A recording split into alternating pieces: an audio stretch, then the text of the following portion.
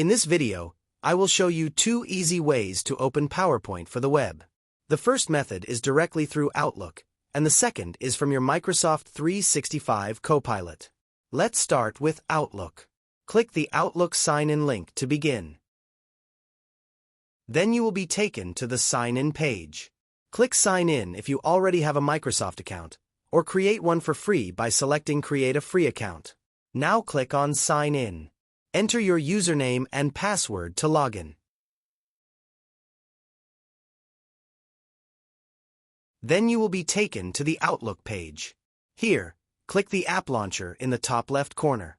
You will see a list of available apps. From the list, select PowerPoint to open it. Once PowerPoint opens, you will see the PowerPoint Start page. This page includes several options to help you get started. At the top, you can choose Blank Presentation to start a new one from scratch, or you can upload a file.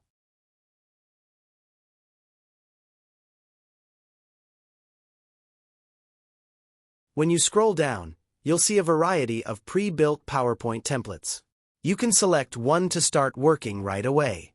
There are several options to choose from, and you can also use the Search Templates bar to find a specific design.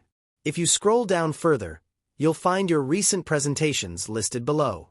You can open and continue working on any of these files directly from this page. Now let's look at the second option. Click the Microsoft 365 link. This will take you to the Microsoft 365 homepage. Click Apps, and you will see a list of available applications. From there, select PowerPoint.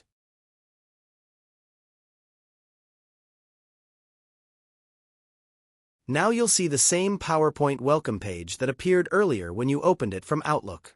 The remaining options are the same as before. You can create a blank presentation or work on a pre-existing one from here.